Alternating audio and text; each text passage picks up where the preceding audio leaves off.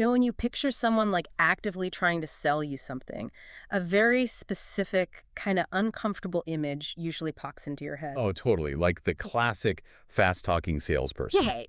The aggressive pitch, the endless follow-ups, just that constant low-level pressure to just buy the thing so they'll go away. It is an exhausting dynamic. It really is. But what if the most effective way to sell a highly complex premium product today looks absolutely nothing like that? What if, the ultimate modern salesperson actually operates a lot more like your favorite high school teacher? It's a profound paradigm shift, really. Mm, And it changes how we approach digital marketing, how we view trust online, and, well, ultimately the mechanics of how revenue is generated on the internet. yeah. We're moving away from traditional coercion, I guess you'd call it, and moving directly toward education as the primary driver of sales. And that shift is exactly what we are focusing on for today's deep dive. We are unpacking a pretty comprehensive written guide, an extensive article titled How to Make Money with the Go High Level Affiliate Program. Which, I mean, is a fascinating case study. It is. Now, on the surface, hearing the phrase affiliate program might make you assume we're just looking at, I don't know, internet marketing hacks or some passing trend. But stick with us because the mission of this deep dive goes much deeper than that. Much deeper. We are using this guide to uncover a fascinating shift in the modern economy where giving away your knowledge for free fundamentally beats traditional promotion. Okay, let's unpack this because before we can understand the mechanics of how people are actually succeeding here, we really need to understand the underlying economics driving the behavior in the first place. Yeah, because the financial structure always dictates the behavior of the market. Exactly. So let's look at traditional affiliate marketing for a second. Think about a standard influencer linking to, I don't know, a pair of running shoes or a blender on Amazon. Right, we see that every day. It's a pure volume game. The affiliate makes a tiny percentage, maybe a few dollars, and it is a strict one-time transaction. The customer buys the blender, the affiliate gets $3, and then the affiliate has to go find a brand new buyer tomorrow to make another $3. It's just a relentless cycle. Right. But the model we're looking at with Go High Level is structurally different. They offer a Tier 1 affiliate commission of 40%. But the mechanic that changes everything is that the 30% is recurring. Meaning? It's a monthly commission for referring agency customers to their software platform, paying out every single month. Okay, wait, let me push back on this a bit because these software affiliate programs always throw around big numbers. The source guide says Go High Level has an agency unlimited plan costing $297 a month. Yep, that's their main tier. So a 40% commission on that is like $118.80. And you're saying it's not just a one-and-done bounty. You get nearly $120 every single month for just one referral. As long as that customer remains an active subscriber to the software, yeah, the commission continues to pay out month after month, year after year. But wait, $297 a month is a fairly significant expense, especially for a small beginner marketing agency trying to get off the ground. Are these businesses actually staying subscribed long enough for this recurring model to be reliable? I imagine the churn rate. People canceling. Yeah, people canceling after a month or two. It must be pretty high when money gets tight, right? Well, what's fascinating here is the psychology of software subscriptions, specifically operating systems for businesses. Go High Level is a CRM. A customer relationship management tool. Exactly. It handles a business's email automation, their sales funnels, their calendars, client communication. Basically, once a marketing agency integrates all of those daily operations into a single piece of software, it becomes the central nervous system of their company. Oh, I see. So you're talking about switching costs. It's not just a matter of canceling a Netflix subscription where you just click a button. Precisely. The switching costs are monumental. I mean, to cancel, that agency would have to export thousands of client contacts, rebuild all their automated email sequences from scratch in some new program. Which sounds like a nightmare. It is. And they'd have to retrain their entire staff on a different interface and risk breaking live marketing campaigns in the process. Because the friction to leave is so high, the retention rate for essential B2B software is incredibly sticky. Makes sense. So when an affiliate introduces a business to a tool that actually solves their operational headaches, they tend to stay indefinitely. That makes the math in the source guide a lot more grounded.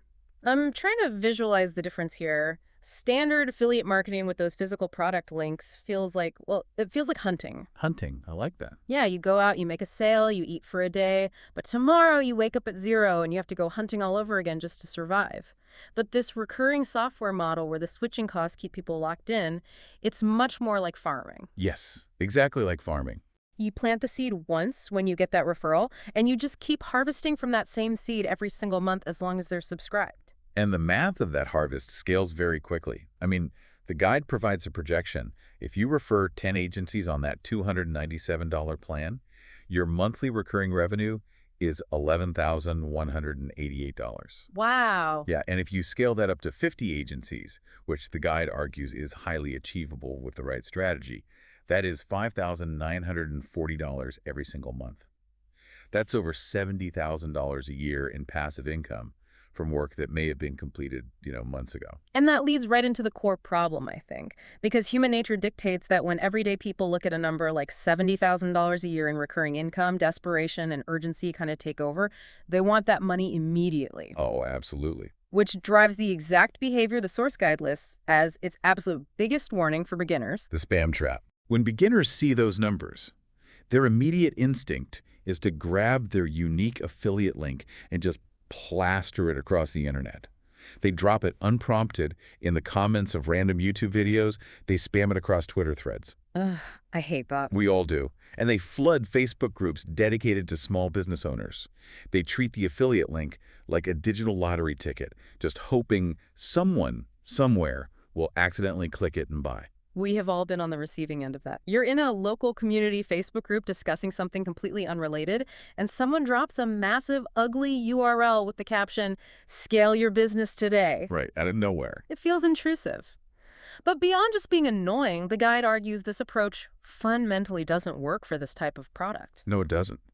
If we connect this to the bigger picture of how businesses actually make purchasing decisions, the failure of the spam approach becomes pretty obvious. A complex B2B purchase requires a cognitive shift, meaning this is not a $10 impulse buy where a flashy image can trigger a checkout. It is a comprehensive software platform.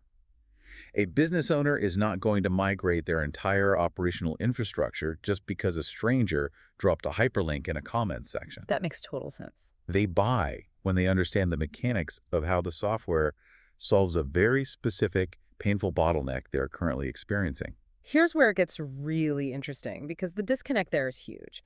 Dropping a link is essentially walking up to a stranger on the sidewalk, shoving a flyer for a commercial property into their hands, and expecting them to sign a 30-year mortgage on the spot. That's a perfect analogy. There's no context, no established trust, and no understanding of their actual needs. So if the spam approach is entirely broken, how is the guide suggesting we bridge that gap? The solution in the text relies on a very specific philosophy, which is education beats promotion. Education beats promotion. Exactly.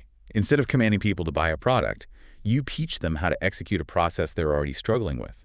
You guide them through the solution, and the software is simply presented as the vehicle required to get there. So we have to stop being the aggressive flyer guy on the street and start operating as the helpful teacher in a classroom. But to teach effectively, you need a classroom full of students who actually want to learn. Where does the source suggest we find these people? The guide is definitive on this point. The ultimate classroom, like the absolute best method for promotion in this space, is creating long-form YouTube tutorials. Now, I have to ask about the platform choice there. Why YouTube? Right now, the cultural conversation is entirely dominated by short-form content, right? Sure, yeah. TikTok, Reels. TikTok, Instagram Reels, YouTube Shorts. The algorithms there can push a video to millions of people overnight. Why focus on long-form, slower-paced YouTube videos? Well, it comes down to the fundamental difference between interruptive media and search-driven media. When a user is on TikTok or Instagram, they're in a passive state. They're scrolling to be entertained, and the algorithm is actively interrupting their day with content they didn't specifically ask for. Right, you're just swiping. But YouTube operates differently. It is the second largest search engine in the world. People approach YouTube with active intent. They sit down at their keyboard because they have a problem, and they're actively searching for a solution. So the psychological state of the user is completely different. Entirely different. The guide actually lists specific search terms that business owners are typing into YouTube every single day. Things like GoHighLevel Beginner Guide or email marketing automation. Oh, I see. Or they're searching how to build a CRM or GoHighLevel workflows. Think about the mindset of someone typing how to automate client onboarding into a search bar. They aren't casually browsing, they are highly motivated. They're likely sitting at their desk, deeply frustrated with the fact that they are currently doing it manually, losing hours of their week. They are essentially holding their credit card, actively looking for an expert to just show them the way out of their current frustration. And when they run that search, and your video appears, calmly and methodically answering their exact question, the dynamic shifts. You are no longer perceived as a salesperson. Yeah. You're the expert who just solved their immediate headache, and you did it for free. Wow, yeah. If they decide they need GoHighLevel to actually implement the automation you just taught them, they use your affiliate link. Not because they were coerced, but because reciprocity kicks in. It's a way of saying thank you to the teacher. I'm trying to visualize the lifespan of these different pieces of content. A standard social media post, like a tweet or a reel, is almost like a shooting star. It flashes incredibly brightly in the algorithm, gets a quick burst of likes, and then a few days later, it's gone forever. Push down the feed. Yep, completely buried. But a long-form YouTube tutorial that targets a specific search query, that feels more like a lighthouse. You spend the time to build it once, you place it on the digital shoreline, and it just stands there. For months or even years, it just keeps sweeping its light, guiding new searchers in long after you've finished recording it. Building on that lighthouse idea, YouTube's architecture actually acts as the ocean current pushing ships toward it. Long-form tutorials do three critical things on the platform. First, they allow enough time to build genuine trust. You can't build deep technical trust in a 15-second clip. No, definitely not. Second, they rank in search results, capturing that active intent we just discussed. And third, YouTube's algorithm actively recommends helpful, related content. Right, the recommended sidebar. Exactly. If your video successfully teaches a viewer how to build a sales funnel and they watch it all the way through, YouTube recognizes the value and starts recommending that video to other business owners with similar viewing habits. A single, well-crafted tutorial can generate highly targeted views and subsequent affiliate commissions for years. So the mechanics are clear. We have the farming model for recurring revenue. We have the philosophy that education beats promotion. And we have YouTube as the search-driven classroom. But execution is where most people freeze. Because building a YouTube channel from scratch sounds like a massive undertaking. It does sound intimidating. People assume they need to produce cinematic, highly edited entertainment to get anywhere on the platform. But the guide actively advises against that. You are not trying to be an entertainer. You're trying to be a utility. A utility. Right. The strategy outlined is a very focused, sustainable weekly playbook. The recommendation is to publish just one high-quality tutorial every week. The sole objective is to help beginners solve real operational problems, completely ignoring the desire to go viral. What specific types of problems should these tutorials cover? The source provides a very practical list of video ideas, things like build a sales funnel or white label setup. Which I imagine is huge for agencies wanting to put their own branding on the software, right? Oh, massive. There's also client onboarding automation and exploring AI features in GoHighLevel. It also strongly recommends comparison videos, things like GoHighLevel versus HubSpot, or comparing it to other CRM platforms. Those comparison videos are incredibly strategic. If someone is searching brand A versus brand B, they have already moved past the awareness stage. They know they have a problem, they know software is the solution, and they are literally in the final decision-making phase trying to figure out where to spend their money today. Yes, you are intercepting them at the very end of their purchasing journey. But the guide goes beyond just providing topics. It details a specific formula, stating that every effective tutorial needs to include 5 required elements to successfully convert a viewer into a subscriber. Okay, what are the 5? First is a strong hook. You must explain exactly what the viewer will achieve in the first few seconds, respecting their time. Second is a complete screen-recorded walkthrough. You cannot just talk theoretically to the camera. Oh, you have to actually show the software interface in action. Exactly. Which demystifies it, I think. Because if a platform is complex, talking about it makes it sound harder. Just showing your mouse clicks proves that it's actually manageable. Exactly. The third element follows that same logic, which is practical, real-world examples. The guide stresses that you shouldn't use abstract concepts. Show how a local plumber would set up their calendar, or how a real estate agent would automate their follow-up texts. Anchor the software in reality. Make it tangible. Right. The fourth element is perhaps the most interesting. You must include common mistakes to avoid. Wait, if the ultimate goal is to promote the software, why would you spend time highlighting mistakes or where things can go wrong? Doesn't that make the product look bad? Well, this raises an important question about how authority is actually constructed in the mind of a consumer. If you only show the perfect happy path where everything works flawlessly, you sound like a corporate brochure. True, yeah. Viewers are inherently skeptical of perfection. But when you pause and say, be careful here, a lot of beginners click this setting and it breaks their email sequence, do this instead, you immediately signal that you have been in the trenches. Vulnerability and honesty about the platform's quirks build trust significantly faster than a polished, flawless presentation. You prove you are a practitioner, not just a promoter. That makes total sense. And the fifth element. The fifth element is a clear call to action.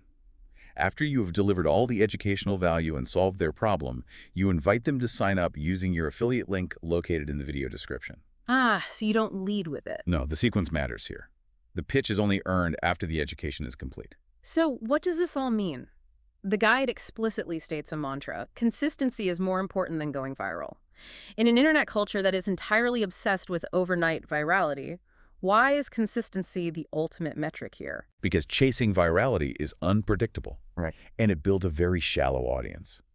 The guide focuses on the mathematics of compounding content. If you follow this playbook and publish one helpful tutorial every week, you are just making 52 videos in a year. You are building 52 permanent digital assets. 52 lighthouses on the shoreline. And those assets work collectively. A single video might only get 50 views a month from search traffic. Right. In the world of viral entertainment, 50 views is a failure.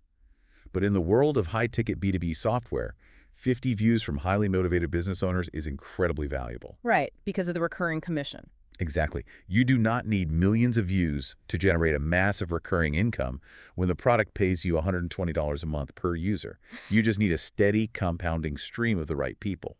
Over time, that library of content makes you the undisputed authority in that specific niche. Because the trust itself compounds. If a business owner watches your video on white label setup and then they click your channel and see you have 50 other tutorials covering every possible aspect of the software, they aren't going to look for another expert. You become their default guide. Which brings us to the core synthesis of the source material. The true secret to succeeding with this affiliate program, and frankly with marketing any complex system today, isn't about learning how to be a more persuasive salesperson. It is entirely about transitioning into the role of a trusted educator. Yeah. You create valuable, problem-solving tutorials, you optimize them for search intent, you publish them with relentless consistency, and you allow the trust you build to serve as the engine for your recurring revenue. It's a completely refreshing framework. You literally win the game by striving to be the most helpful, transparent person in the room. And for anyone listening, this framework of teaching to build trust is a tool you can apply far beyond the boundaries of affiliate marketing. Whether you're leading a team in a corporate environment, trying to onboard a new client, or, pitching an idea to investors, when you stop trying to push an agenda and start actively educating the people across the table, the friction in the room disappears. People naturally gravitate toward and invest in the individuals who clarify their confusion. It shifts the entire dynamic from a combative me versus you scenario to a collaborative us tackling this problem together, which brings us full circle back to that image we started with. The high-pressure salesperson versus the favorite teacher. The guide makes a compelling, mathematically backed case that the teacher is the one actually building the sustainable, wealthy business. So as we wrap up today's deep dive, I want to leave you with a final thought to mull over. If the absolute most effective way to sell a highly profitable, complex software is simply to give away your knowledge and teach people for free, what other areas of your life or your business could completely transform if you stopped trying to sell yourself and just started teaching?